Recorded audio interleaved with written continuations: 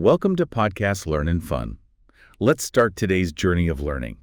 Today, we're going to talk about something that you might not have heard of before. Okay. Radical pairs. Interesting. They're these fascinating little chemical species that have some really wild properties. So imagine you have a molecule Okay. just happily existing, and then suddenly it's hit with a burst of energy, maybe from light.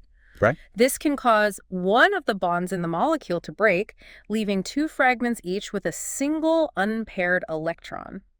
These are our radical pairs. Right. And that unpaired electron makes them incredibly reactive. So it's like they're desperately searching for another electron to pair up with. Yes. Which makes them want to react with anything around them. Like they're on a mission to find their missing half. Okay. But here's where it gets even more interesting.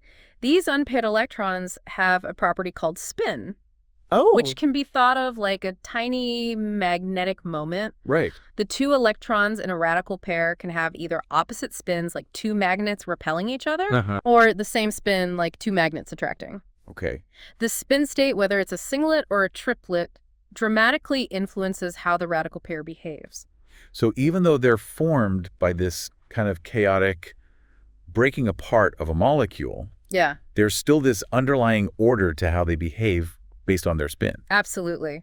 And this is where the quantum world really starts to come into play. Okay. Because these two unpaired electrons originate from the same bond, their spins are correlated even when they end up on different molecules.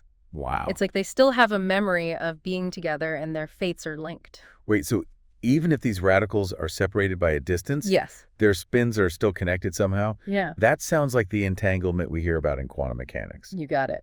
And that entanglement can have a huge impact on how they interact with their environment, especially magnetic fields. So it's like they have these tiny internal compasses that are incredibly sensitive to the surrounding magnetic field, which can actually influence whether they react or not. That's just wild.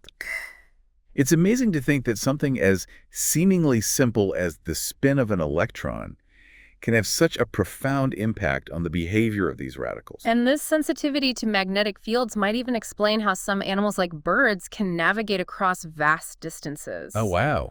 There's a theory that they have these radical pairs in their eyes that act like tiny compasses, allowing them to sense the Earth's magnetic field and use it for direction. So birds might be using quantum mechanics to migrate.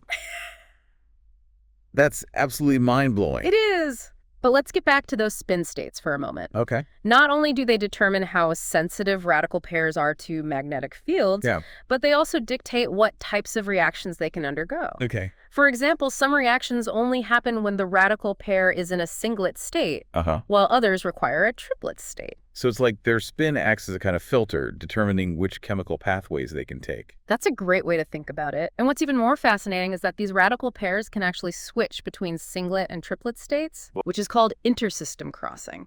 Wow. This ability to flip between states makes them even more versatile and capable of participating in a wider range of reactions. Okay, so I have these incredibly reactive radical pairs that are sensitive to magnetic fields and can even switch between different spin states, which dictates how they react. I'm already starting to see how they could be involved in some pretty complex processes. And you'd be right. They're found in everything from the reactions that allow plants to harness energy from sunlight to potentially playing a role in how our brains function. Hold on, radical pairs in our brains.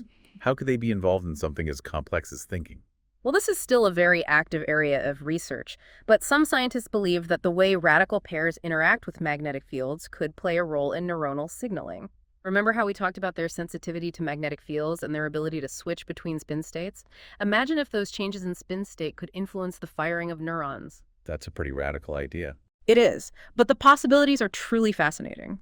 If this turns out to be true, it could completely change our understanding of how the brain works and potentially even lead to new treatments for neurological disorders.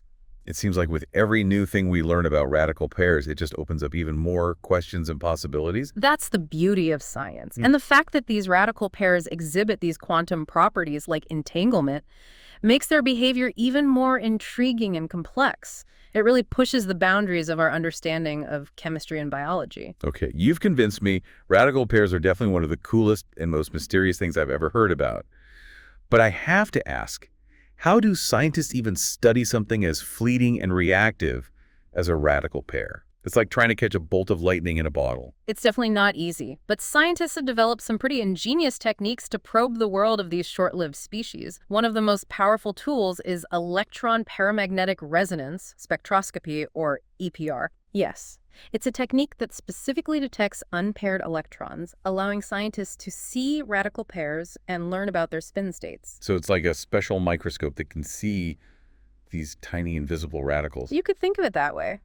And by combining EPR with other techniques like time-result spectroscopy, which allows scientists to observe reactions happening on incredibly short timescales, they can actually watch these radical pairs form, react, and disappear. It's amazing to think that we can actually observe these processes happening in real time. It's like watching a tiny invisible world come to life. It is. And the insights we're gaining from these studies are revolutionizing our understanding of everything from chemical reactions to biological processes and maybe even the workings of our own brains. This has been an absolutely fascinating deep dive into the world of radical pairs. Yeah. I'm honestly blown away by how much complexity and potential these tiny little species have. It's been my pleasure sharing this journey of discovery with you.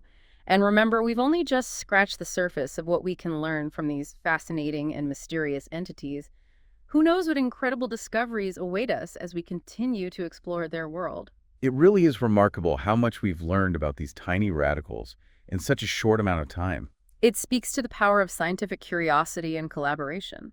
One of the most fundamental reactions radical pairs undergo is called recombination. It's essentially the reverse of how they form. Oh, okay. The two radicals come back together, their unpaired electrons finally finding their partner, and they form a stable molecule again. So it's like they were destined to be reunited all along, the kind of molecular happily ever after. You could say that, but of course things aren't always so simple in the world of chemistry sometimes. Instead of recombining, radical pairs participate in reactions that involve transferring an electron from one molecule to another.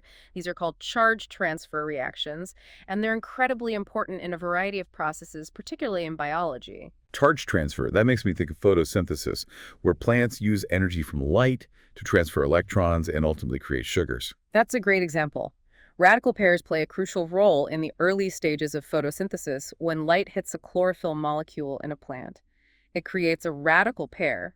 One of those radicals can then donate an electron to a nearby molecule, initiating a chain of electron transfer reactions that ultimately leads to the storage of energy in the form of sugars. So radical pairs are essentially kickstarting the entire process of photosynthesis. That's incredible. Exactly. And it's not just photosynthesis. Radical pairs are also implicated in other biological processes, including some enzymatic reactions and even potentially in the way our brains process information. Hold on, radical pairs in our brains. How could they be involved in something as complex as thinking? Well, this is still a very active area of research, but some scientists believe that the way radical pairs interact with magnetic fields could play a role in neuronal signaling. Remember how we talked about their sensitivity to magnetic fields and their ability to switch between spin states? Imagine if those changes in spin state could influence the firing of neurons. That's a pretty radical idea. It is, but the possibilities are truly fascinating. If this turns out to be true, it could completely change our understanding of how the brain works and potentially even lead to new treatments for neurological disorders. It seems like with every new thing we learn about radical pairs, it just opens up even more questions and possibilities. That's the beauty of science, Yeah. and the fact that these radical pairs exhibit these quantum properties like entanglement makes their behavior even more intriguing and complex. It really pushes the boundaries of our understanding of chemistry and biology. I'm particularly intrigued by the potential applications of radical pairs. You mentioned things like solar cells and even quantum computing. That's right.